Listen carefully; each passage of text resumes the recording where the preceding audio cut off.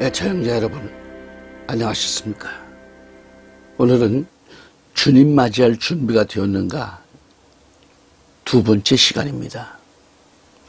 마가복음 13장 28절로 37절까지 말씀을 봉독해 드립니다. 이제 무화과나무의 비유를 배우라.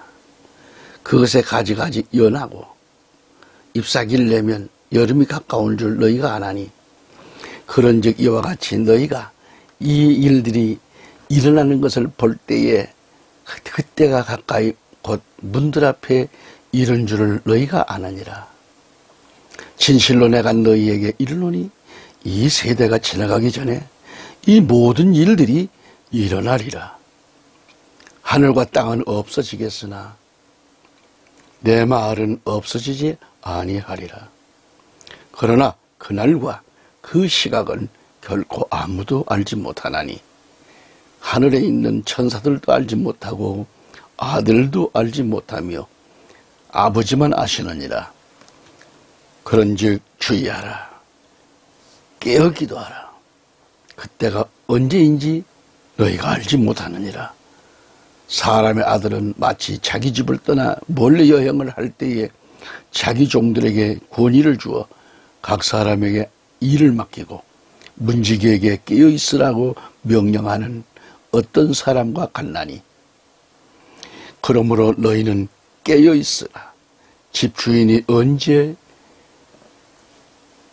어느 때에 올지, 저물 때일지 한밤중에일지 닭 울 때일지 아침녘일지 너희가 알지 못하느니라. 그가 갑자기 와서 너희가 자는 것을 보지 않도록 하라. 깨어 있어라. 내가 너희에게 말하는 것은 모든 사람에게 말하는 것이니라 하시니라. 아멘.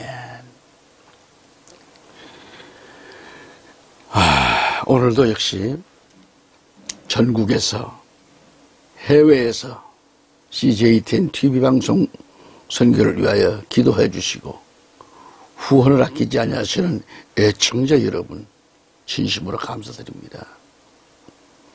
주 예수 그리스도의 이름으로 환영하고 강건하시기를 기도드립니다. 많은 은혜가 주께로부터 임하시기를 간절히 바라겠습니다. 샬롬.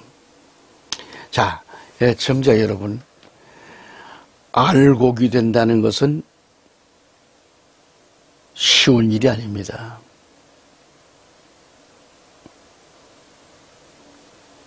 새벽기도 쌓지 못한 분이 새벽기도 쌓려고 해봐요. 그 얼마나, 하나님 보실 때는 아무것도 아닌데 인간 편에서는 굉장히 힘들어요. 그래서 어떤 일은 막 시계를 하나 가지고 안 돼가니까 2대 3대를 걸어놓고, 그 정성이 참 대단합니다. 막 2대 3대가 울리면은 하나 껐다가 저쪽이 울리고 이쪽 꺼서 저기 울리고 해서 눈 비비고 잠결에 옷을 주워 입고 교회로 뛰어가는 그런 사람들도 있어요. 그 처음 한 사람들은 더더욱 그렇습니다.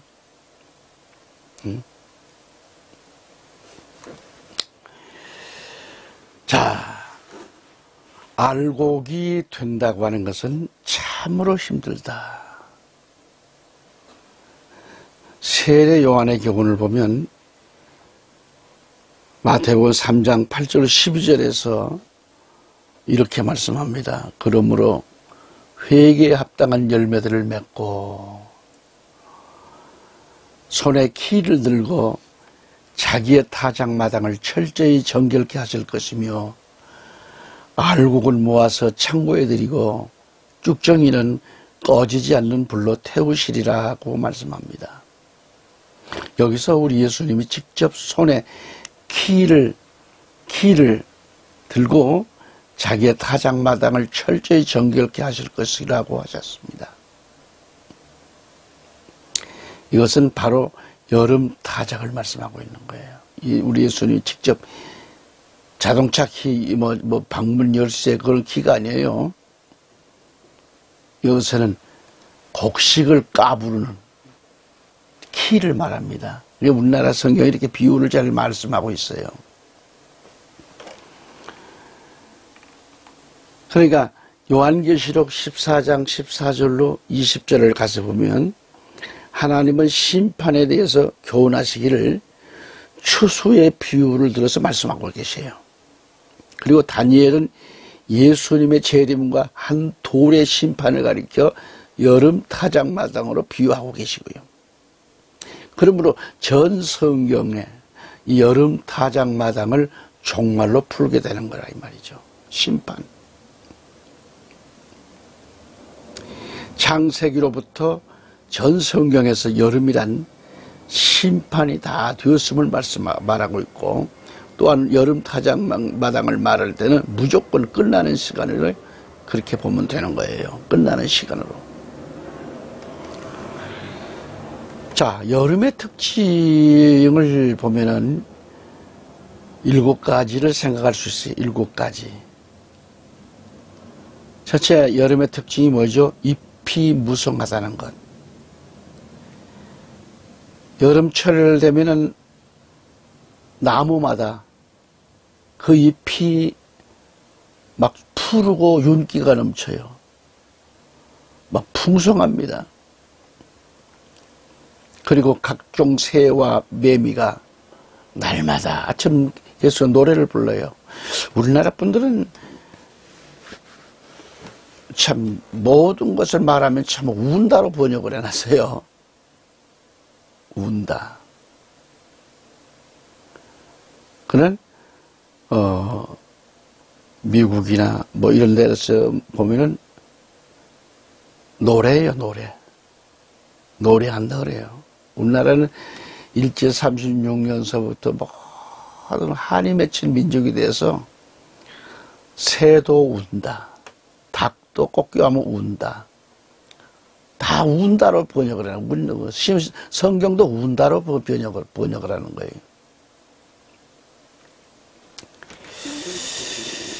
자, 여름에는 나무의 원줄기보다 또는 가지보다 더 무성한 것이 잎입니다. 가지와 잎이 무성하며, 다시 말하면 무화과 나무는 열매는 없고 잎만 더 무성했습니다. 말세에는 생명의 근원이 문제가 되는 것이지 외적인 잎은 소용이 없다고 하는 것. 다시 말하면 사람의 내적인 영혼의 문제가 중요한 것이지 그 보이는 외적 형식은 소용이 없습니다. 보이는 외적 형식이란 정치, 경제, 과학, 예물, 문화, 문명 등 이런 것들을 들을 수가 있는데 이게 다 소용이 없어요. 인간의 외적인 것들이 다 소용이 없는 날이 오는 거예요. 아무리 좋은 아파트라도 다 두고 갈 거예요, 다. 아무리 좋은 차라도 다 두고 가요. 다시 말하면 로마의 대문화, 헬라의 대문화, 그리고 바빌론의 대문화는 한 돌이 되시는 예수 그리스도로 말미암아 초토화가 됩니다. 다 박살나고야 맙니다. 그러니까 이 지구상의 모든 역사는 히스토리, 예수 그리스도께서 오심으로 인해서 끝장이 나고 맙니다. 그래서 잎은 열매 맺기까지만 불필요한 거죠. 열매 맺기까지만 잠시 사랑을 받는 거예요. 열매 맺은 후에는 잎이 소용이 없습니다. 잎은 오직 열매 맺기까지만 사랑을 받는 거예요. 그 다음에 여름은 뭘까? 영과 육적으로 잡초가 무성한 때입니다. 영과 육적으로. 그러니까 우리의 신앙생활을 가리키는 거예요. 신앙생활도 교회의 생활에서 잡초로, 어떤 신앙과는 영적으로, 어떤 신앙과는 육적으로 초로 무성하게 될 때가 말세라 그랬어요. 말세. 예수를 믿어도 정신 차리고 믿지도 않고 전부 그냥 자기 편의주의로 예수를 믿고 있으니 이 사람이 불 속에 안 들어갈 수 있겠어요? 응?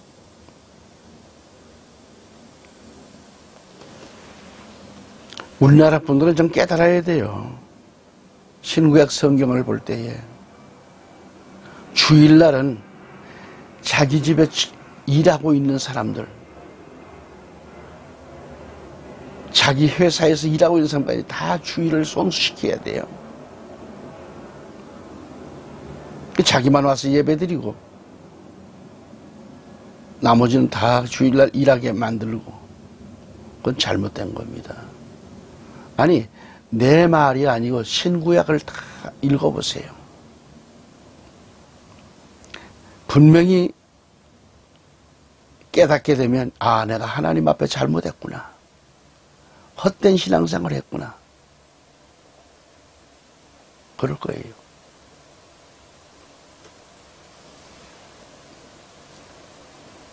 김포에서 그 아파트에 살고 있는 어느 집사님이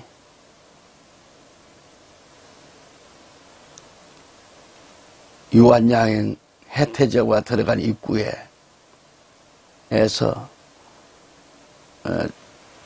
조그만 가게가 그래 슈퍼 가게인데 좀 커요. 거기서 장사를 하시는 거예요. 구멍가게 이렇게 슈퍼를 하시는데, 근데 내가 목회자로서 집사님 진실로 주님을 영접한 사람이라면 상처는 받지 마세요. 내 말이 아니고 주의 음성으로 들었다면 실천하세요. 담배, 믿음의 새끼는 담배 팔아서는 안 됩니다. 담배 피우는 저 영혼들을 구원하기는커녕 오히려 더 안 되잖아. 그리고 이 가게에 소주, 맥주, 막걸리가 뭡니까? 이게 믿는 사람이 할 행위가 아닙니다. 그랬더니 자기 교회 목사도 아닌데 지나가다가 그 말 한마디 했는데, 그 당시에는 담배 가게 하나라도 거기에 이렇게 권리금이 있어요. 돈을 꽤 주고 이렇게 담배 가게도 인수하는 모양이더라고요. 근데 다 포기했어요. 담배도 술도 다 그 가게를 다 정리해버렸어요. 그래서 그 자리에다가 뭘 했느냐. 공장 사람들이 많이 왔다 갔다 하니까 음료수, 그 다음에 튀김, 이런 것 등등 해서 바꿔버린 거예요. 그랬더니 손해는 엄청나지요. 손해 많이 봤지요. 그걸 실천하기 위해서는. 그리고 날마다 새벽에 가서 울며 회개하고, 그리고 그렇도록 튀김을 하고 이 통닭도 하고, 그리고 또 이렇게 떡볶이 등등 했는데 너무 장사가 잘 돼가지고 그 집사님이 제게 찾아왔어요. 소고기를 그냥 몇 건 사들고, 목사님, 저를 살려줘서 고맙습니다. 아니요, 내가 아닙니다. 하나님께서 집사님을 사랑하셔서 뜻이 계셔서 내 교회 성도도 아닌데 내가 가서 했을 때에, 그러나 기도하고 갔기 때문에 집사님이 그걸 깨달아 주신 것이 나는 너무 큰 수확이고 너무 하나님께 감사드린다고. 그러니까 그걸 하고 났더니 너무너무 장사가 잘 된대요. 바꿨더니 굶어 죽어 들어갈까 했는데 바꾸고 나더니 장사가 잘. 그리고 이제 얼마가 흘렀어요. 그 집사님이 군포에 있는 그 아파트에 어느 교회에 큰 교회에 나가셨는데 얼마 흘렀는데 튀김집을 하다가 얼마 못 가서 아파트를 사는 쾌거가 일어났어요. 그래 너무 기뻐가지고 또 찾아온 거예요 또. 그래서 제가 축복 기도를 해주고 또 교회에 그분은 좋은 것 또 사들고 오시고 잘 먹게 하시고 서로가 그렇게 우리 교인은 아니지만 그렇게 타교의 목사인데도 자기의 신앙으로 그 말씀을 받아들였기 때문에 변화가 일어난 겁니다. 우리도 좀 그런 결심을 갖자는 의미에서 이 말씀 드리는 거예요. 설교를 100번 1000번 들으면 뭐랍니까? 자신이 변화가 안 되면 뭐합니까? 주님은 오실 때가 가까워진다고 할 때에 다 준비하라고 했는데 말이죠.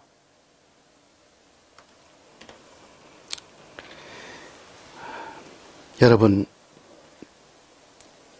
예수 그리스도가 오실 때는 모든 것이 끝장이 나고 맙니다. 이 지구상의 모든 역사는 다 끝이에요. 그래서 잎은 열매 맺기까지만 필요한 거고요. 열매 맺기까지만 잠시 사랑을 받는 거고요. 그래요. 그래서 자, 여름은 그러면 뭐예요? 조금 전에 영과 육에 대한 얘기를 좀 하면서 예화를 들었습니다. 제가 경험했던 걸 말씀했습니다. 영적인 면에서 잡초가 많은 시대입니다, 지금. 잡초. 잘못된 신앙관들. 열매는 없는 신앙관들. 또는 육적으로도 여름이면 잡초가 많아요. 말세가 가까워질수록 영과 육으로 잡초가 무성한 시대입니다. 목사임은 목사대로, 직분은 직분자대로, 그게 명예, 자기 직분이 있으면 장로면 거기서 무슨 교회에서 2위 서열에 낍니까? 아니요, 아니요. 섬기라고 하는 것이면 많은 성도들에게 본이 되라는 것으로 세워놓은 거지. 장로가 장로답지 못하고 직분자가 직분답지 못하면 하나님은 늘 마음이 아프셔요. 자, 말세가 가까워질수록 영과 육으로 잡초가 무성해. 왜 여름에만 이렇게 잡초가 많을까요? 여름은 말세를 가리킵니다. 여름은 종말인데 추수심판을 가리키는데 본문 마가복음 13장 28절에서 이제 무화과나무의 비유를 배우라 그랬어요. 그것의 가지가 아직 연하고 잎사귀를 내면 여름이 가까운 줄을 너희가 아나니라고 과정을 말씀해 주셨어요. 여러분, 예수 그리스도께서 재림하실 때가 가깝다는 것을 알 것이라고 하셨습니다. 여름은 각종 잡초가 무성하게 번성할 때입니다. 주님의 재림이 가까워질수록 이단들의 집단이 잡초와 같이 무성한 때입니다. 우리나라도 지금 이단들 잡초가 얼마나 많아요. 또 이단들 아니더라도 기성교회 안에도 잡초가 무성합니다. 곳곳에 이단 집단이 무성하다 보니까 기성교회를 괴롭히는 일도 있고 골치 아프고 역겨운 이것들이 많이 등장하고 있잖아요. 또 교회 안에 이단들이 괴롭히지 않더라도 교회 안에서 잡초가 돼가지고 하나님의 일을 방해하고 목회자가 하자고 하는 대로 전부 반대를 놓고, 이거 전부가 불 속에 들어갈 잡초들이에요. 잡초들. 이런 잡초들이 어디냐 이 말이죠. 주님의 재림이 가까워질수록 골치 아픈 이단들, 잡초들. 이러한 잡초는 누군가 씨 뿌리지 않아도 잘 자라잖아요. 기르지 않아도 알아서 잘 자랍니다. 참된 곡초는 일일이 손이 필요하고 가꾸어 줘야 하고 말이죠. 그래야 자라게 돼 있잖아요. 근데 잡초는 막 비료도 안 줘도 손 안 봐도 너무너무 잘 자라는 거예요. 교회 안에도 보면은 이단들보다 더 독한 잡초가 많아요. 얼마나 교회 일에 주님의 일에 방해를 놓는지 몰라요. 게다가 잡초는 비료가 필요 없잖아요. 비료 없이도 잘 자라는 것. 말씀이 없어도 잡초들은 잡초들끼리 잘도 자랍니다. 그들은 열매는 없고 입만 무성한 일들을 잘합니다. 요란해요. 이제 잡초들의 특징입니다. 잡초는 곡식들보다 더 잘 성장합니다. 곡식은 비료를 주고 잡초를 뽑아주고 잘 가꾸어 주지 않으면 자랄 수가 없어요. 곡식은 잘 가꾸어야, 그렇게 해줘야 또 성장하고 열매를 맺는 겁니다. 그렇게 해주지 못하면 성장도 못하고 잡초의 기운에 눌려가지고 형편없어요. 그냥 그 처지가 형편없어요. 이처럼 말세가 되면, 말세 여름이 되면 의인의 번영보다 악인의 더 득세한다고 시편 기자도 기록하고 있어요. 마지막 때에 왜 의인보다 악인이 더 득세하느냐고 항의를 합니다. 그럴 때에 결국 그가 기절할 판이지요. 저들은 잘 먹고 잘 살고, 잡초들 보면 너무너무 잘 살아요. 잘 살고 잘 먹고, 또 저들은 죽을 때도 여건이 좋은 상태에서 죽어요. 그런데 의인은 그게 아니잖아요. 그런데 의인은 되는 것도 없고 고생하는 것도 많고 죽을 때도 강제로 죽임을 당하지 않으면 도마와 같이 생으로 살가죽에 벗겨지는 아픔을 당하고 그렇게 순교하는 거예요. 그래서 시편 73편을 보면 결국 천국 입구에 가서 그것을 깨닫는다는 것이죠. 아하 한다는 거예요. 내가 참으로 큰일 날 뻔했구나. 그들의 생애는 미끄럼틀 위에 올려놓은 생애라고 했고요. 미끄럼틀에 올려놓았으니 얼마나 잘 미끄러져 내려가겠는가. 그것은 더욱 그 지옥에까지 일사천리로 내려간다는 말이에요. 그런데 그것을 보고 시편 기자는 부러워했다고 그랬어요. 그러나 천국 입구에 가서 그것을 보고 자신의 잘못을 깨달았다는 얘기입니다. 나는 주님 앞에 짐승이기 때문에 깨닫지 못했다고 그렇게 말하고 있습니다. 그래서 자신이 잘못했더라면 큰일 날 뻔했다 그런 얘기고, 마찬가지로 나와 여러분은 잡초가 잘 되고 무성하다고 해서 잘 산다고 해서 부러워할 것은 하나도 없습니다. 그러므로 잘못된 생각에서 우리는 바로 깨닫고 하나님 앞에 바로 서야 합니다. 할렐루야. 진리보다는 비진리가, 진짜보다는 가짜가, 의회보다는 악이, 참된 것보다는 거짓이 더 날고 뛰고 있는 이런 세대에 우리가 지금 살고 있잖아요. 깨달아야 할 것은 여름이, 즉 주님의 재림이 가까워지고 있는 때라는 것을 알아야 합니다. 말세에 그렇다고 했습니다. 아무리 잘 사는 것 부러워하지 마세요. 그들이 예수가 없다면 그들은 이 생에서 잘 사는 것뿐이지, 부자와 나사로 보았잖아요. 잘 사는 것뿐이지 죽고 나면 그들은 나사로와 같이 될지 부자같이 될지. 그러나 우리는 그 모든 걸 다 견디고 문전걸식을 하며 밥상에서 떨어진, 침발려 떨어진 찌꺼기를 얻어먹을지라도 아브라함의 품에 안긴 나사로처럼 말이죠. 그런 때가 옵니다. 부자는 불 속에 떨어져서 얼마나 몸이 타는지 전화선을 시켜서 손가락에 물 한 방울이라도 내 혓바닥에 좀 데워줬으면 좋겠다고. 얼마나 목이 타면, 얼마나 고통스러우면 그럴까요? 이 땅에서 예수도 모르고 예수를 안다고 해도 쭉정이로 신앙생활하다가 아무리 부자면 뭐래요? 부자와 나사로를 보시기 바랍니다.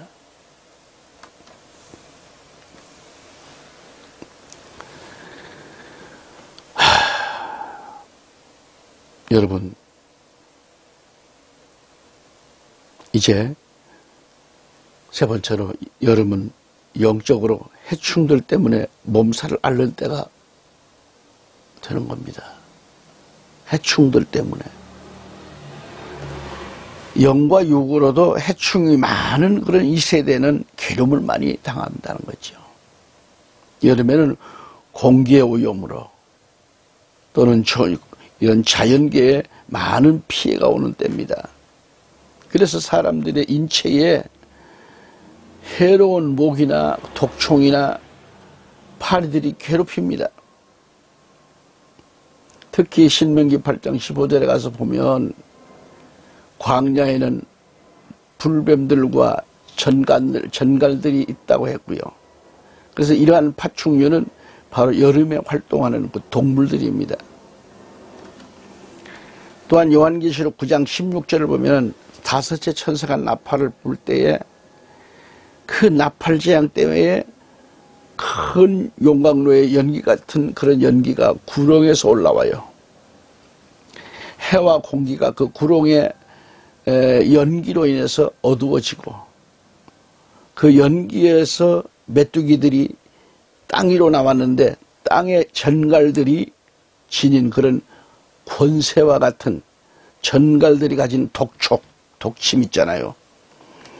그런 권세 같은 권세를 받았다라고 했어요. 그 메뚜기들이 땅 위로 나왔는데 메뚜기 떼가 주는 고통은 무려 5개월 동안 진행되는데요. 얼마나 고통스러운지 전갈이 쏘는 권세를 가졌다고 했어요. 메뚜기들이 사람을 쏘아대는데 그 고통에 견뎌낼 자가 없다고 그랬습니다. 최근에 중국과 인도는 지금 메뚜기 떼로 말미암아 몸살을 앓고 있죠. 하늘이 안 보여요. 메뚜기 떼가 지나갈 때는. 그렇게 많은 수백억 마리가 푸른 들을 논과 밭을 지나면 그것들이 지나고 난 뒤에는 전부가 곡식이 다 사라져 버리는 거야. 다 갉아먹어 버리는 거예요. 아무리 농약을 해도 소용없습니다. 어디서 그렇게 자꾸 더 많아져? 농약을 뿌려서 죽이면 죽일수록 더 많아져.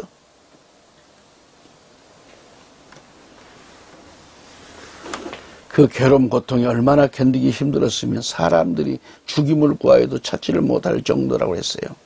또 죽으려고 애를 써봐도 죽음이 그들을 피하리라고 했습니다. 특히 여름이 되면 사람들을 괴롭게 하는 그런 벌레들 때문에 짜증스럽습니다. 물려서 괴롭고 가렵고 잠도 편안하게 잘 수가 없습니다. 마찬가지로 마지막 때는 영계가 호탁해요. 영계가 호탁하기 때문에 여러 가지 해충들 때문에 고통이 오는 것처럼 영적으로 너무도 좋지 못한 이단 잡초들이 기성교회에 침투하잖아요. 기성교회들을 막 괴롭힌다는 겁니다. 그래서 혼란이 온다고 그랬어요. 혼란이 와요. 잘 들으시기 바랍니다. 애청자 여러분, 오늘 말씀 잘 들으세요. 또한 여름이 되면 잠 못 이루는 밤이 오는데 이것은 평강이 없어요. 평강이 없는 밤입니다. 평강이 없어요. 평강이 없다는 게 뭐예요? 이것은 진짜인지 진짜도 가짜처럼 보이고, 가짜가 진짜처럼 보이는 혼돈의 시대가 옵니다. 정신적으로 불안한 때죠. 안정이 안 됩니다. 그래서 이단들이 전하는 잡초의 시, 이단들이 전하는 설교를 들어보면 그것이 맞는다는 이들이 많아요. 이것이 바로 영계가 혼란한 때이고, 그래서 잘못 가다 보면 영혼이 망하고 마는 것. 세상 끝날에도 인간을 괴롭히는 무서운 해충들이 많다고 했습니다. 조심하지 않으면 안 됩니다. 그래서 예수님은 마태복음 24장 11절에 뭐라고 말씀하셨는가? 많은 거짓 선자가 일어나서 많은 사람을 미혹하리라고 하셨어요. 그리고 많은 사람을 미혹한다고 했고요. 여기서 거짓 선지자는 해충에 해당됩니다. 따라서 적그리스도와 그를 따르는 자들은 짐승에 속하고요. 또한 거짓 선지자는 해충에 해당되는 겁니다. 거짓 선지자는 처처에서 일어난다고 했어요. 거짓 그리스도인들은 일반 교회에서도 나올 수가 있겠고, 쉽게 말하면 원칙은 거짓 선지자가 아니었지만은 그러나 거짓 선지자로 변한 거죠. 이들이 해충이라는 거예요. 그리고 짐승은 어떤 큰 덩어리를 말합니다. 짐승은 적그리스도를 가리킵니다. 그 다음에 여름은 영적으로 심히 무덥고 답답한 때라 그랬어요. 여름의 특징이 아주 무덥고 고기압과 저기압에 기류가 많고 뜨거운 그런 뜨겁고 더운 열기로 인해 가지고 심히 무덥고 답답할 때가 많습니다. 여름의 특징이 그래요. 이처럼 말세에도 온통 답답한 사건, 사고, 불안한 사건들 처처에서 나고 처처에서 들려오는 소식은 답답한 소식만 들려오잖아요. 정치, 경제 모든 걸 좀 보세요. 얼마나 지금 답답하고, 국내적으로도 정치, 종교, 경제, 사회 각 분야에서 들려오는 소식마다 모두 답답해요. 시원한 소식이 없어요. 그래서 매일같이 신문과 방송으로 들려오는 소식은 한결같이 답답한 거짓 방송 소식이 판을 치고 있는 시대란 말이죠. 로마서 8장 22절에 보면은 모든 창조물이 이제까지 함께 신음하며 고통받는 것을 우리가 아나니라 그랬어요. 모든 창조물이 신음한다고 했습니다. 모든 창조물이 신음한다는 것은 고통받는다는 것을 가리킵니다. 우리가 신음하는 것이 아니라 비인격적인 것들이 신음한다고 했어요. 말 못하고 서 있는 나무일지라도 너희 인생들을 보니 참으로 답답하다는 거죠. 인생들이 깨달아야 된다고 우리 인생들을 보고 모든 창조물이 신음한다는 거죠. 모든 창조물이. 그러므로 땅과 바다, 산과 수목들이 바람, 파도 이러한 비인격이긴 그 피조개들이 신음하면서 예수 그리스도께서 재림하시는 것을 고대한다고 했습니다. 인격을 지닌 사람들보다 비인격적인 피조물들이 주님 오심을 기다린다고 해서 했으니 사람들보다 더 나은 일이 아닌가. 지금도 사람들은 예수께서 오시기를 기다린 것이 아니라 예수께서 오시는 것을 기대하지도 않습니다. 오히려 관심 밖에 있어요, 지금 사람들은. 그러나 피조개인 산과 바다가, 땅과 나무들이, 그리고 파도가 주님 재림을 고대한다는 것 아셔야 됩니다. 그러므로 우리 인생들은, 인격을 가진 우리들은 많이 빚딱 해도 하나님 앞에서 할 말이 없어. 그리고 믿음이 있다고 하면서도 돈이 있다는 사람들이 예수 그리스도를 가리지 않는 겁니다. 기다리질 않아요. 참과 거짓을 가리지 않고 기다리지도 않고 참으로 답답한 일이 아닐 수 없다, 그런 얘기입니다. 그런가 하면 바울은 디모데후서 3장 1절에 뭐라고 했을까요? 사람들이 마지막 날들에 아주 어려운 때가 오리라고 했습니다. 어렵고 고통하는 때가 온다고 했어요. 창세기 25장 29절에서 들에서, 즉 세상에서 돌아온 에서처럼 심히 피곤하고 곤비한 때라고 했어요. 그저 피곤하고 배고픈 때입니다. 그래서 배가 고프고 곤비한 에서는 장자의 명분을 아주 쉽게 팔아버리고 말았잖아요.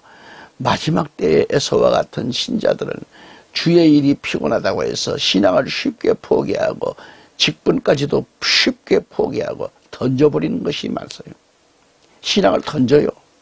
먹고 사는 것 때문에, 팥죽하는 것 때문에, 경제 문제인 먹고 사는 문제 때문에 피곤하고 지쳐서 신앙을, 직분을 팥죽하는 것 때문에 던져버립니다. 이게 무슨 말씀의 의미인지 잘 아셔야 됩니다. 이 정말 하늘나라 천국에 대한 시민권을 포기해버린 에서와 같은 신앙인들이 얼마나 많은지 몰라요. 보통 문제가 아닐 수 없습니다. 우리는 이걸 알아야 됩니다.